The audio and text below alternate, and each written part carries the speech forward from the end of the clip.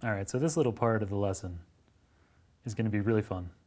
We are going to play a game called the Quick Draw game, because this Quick Draw game is the source of our data set. So you can navigate there yourself. It's quickdraw.withgoogle.com. And I'll just show you what this game is like so you get a sense. Boy, roller coaster, that's a tough one. So I've got to somehow manage to draw what a roller coaster looks like. And it makes guesses as to what I'm looking at.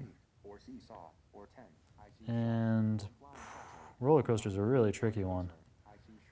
Talk about a tough one. Ah, I got it. Book, that's an easy one.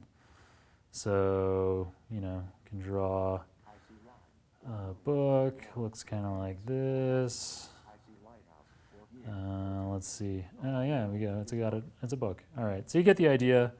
The game asks you to draw particular kinds of images, and then it takes guesses. So it's using a convolutional neural network to guess what kinds of images we're drawing. And we're going to stop this game. That's enough. You can play that as much as you like at home. I've invested quite a bit of time into drawing doodles for this game. And so everybody's doodles who plays this online, it goes into an open source data set that they kindly provide for us. So you can click through to that data set here, and they provide some information here. So there's 50 million drawings provided by over 15 million players. And you can see these are real examples here. So here's an apple, an anvil, an ant. So these are all of the various different kinds of categories that the game can ask you to create doodles of. So you can click through to this why we're open sourcing them link. That brings you through to a GitHub page, and this provides you information on the data set, so 50 million drawings across 345 categories. And it talks about these pre-processed images in various file formats that you can work with. So there's these MD-JSON files, binary files, NumPy bitmaps, and it's these NumPy bitmaps that we're going to be working with for building our generative adversarial network. So click through to this NumPy bitmap files link under Get the Data, and that brings us through to this directory of the hundreds of various categories that you can choose from. So I downloaded the Apple data set already. You can download whatever file you want. You can create any of these categories for yourself. So I don't know, I'm gonna download the bulldozer one now.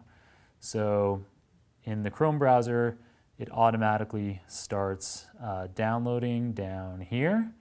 And so on my machine, at least with the way it's set up, I know that when this finishes downloading, it will end up in the downloads directory. So, it'll show up there momentarily.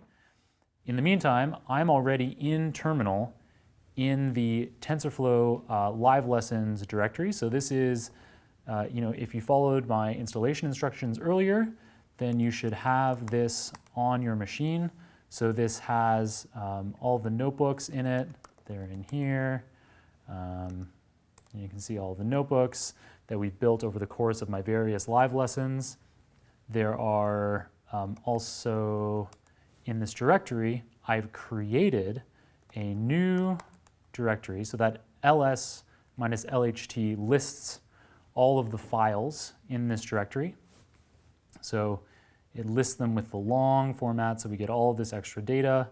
The h parameter means that the file sizes are human readable, and t means that they're sorted by the most recent at the top.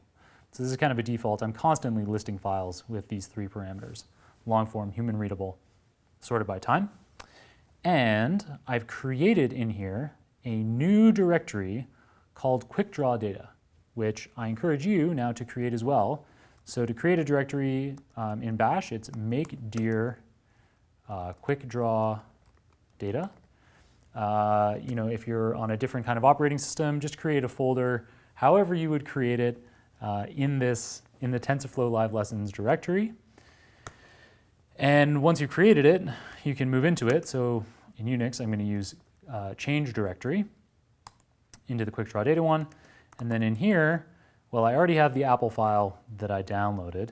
But now let's go grab the bulldozer NumPy file that I just downloaded. So we can move from the downloads directory. The file name is called that, and we can move it into the quick draw data folder. So this dot specifies that I want to move into the current directory that I'm in. And now when we look in the directory, we see that there are these two files, the bulldozer file and the Apple file. Google Chrome for me here created this ugly file name automatically, so I'm going to rename it. You rename files in Unix using move as well. So you specify the file name and then the name that you want to give it. So bulldozer.mpy is what I'm going to call it. And now when we list all the files in that directory, we can see that there's the bulldozer file and the Apple file. So that's great. So now you have the file of your choice, whether it's apples or bulldozers or rainbows or whatever. And up next, we're going to actually start writing our code to build our own generative adversarial network that will create fake versions of whatever category of hand-drawn image you picked.